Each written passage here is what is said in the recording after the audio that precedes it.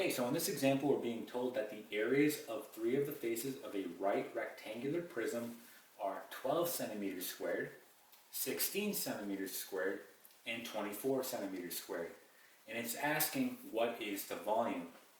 So when we're dealing with a right rectangular prism, we know that we are going to have the following. We're going to have length, we're going to have width, and we're going to have height, okay?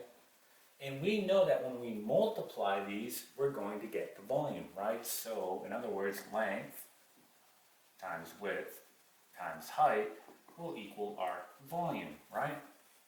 So, what I'm going to do here is I'm simply just going to assign some values to the areas of my faces, right? So, for example, I'm going to do the following.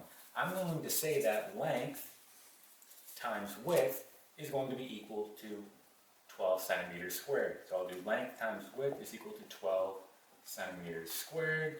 I'll say that, well, height times width, that will be equal to 16 centimeters squared. And I'll say that height times length is equal to 24 centimeters squared. Now, you could have done this in a different order. That's okay, because what we're going to do here is we're simply going to multiply all these values together in order to get our volume. And remember, we can multiply in any order that we want and still get the same answer, right? So in this case, you could have done this in a different order, and that's fine, right? So I'm simply just going to do the following.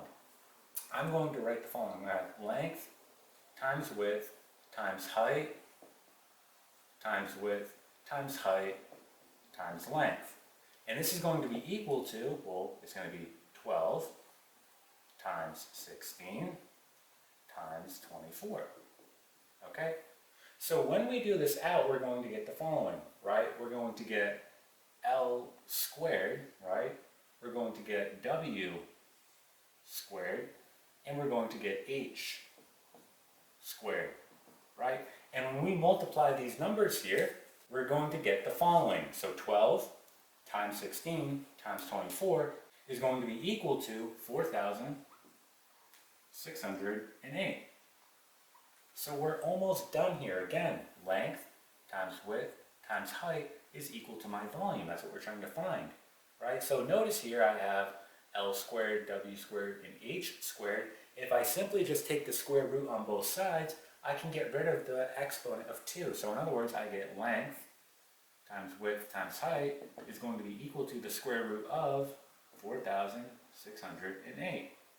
All right, so doing this out in our calculator, we get, and just erasing this down here, we get length times width times height is going to be equal to 67, and we'll just round this, 0.88, and this is going to be centimeters cubed, okay? So this is going to be the volume of our right rectangular prism, okay?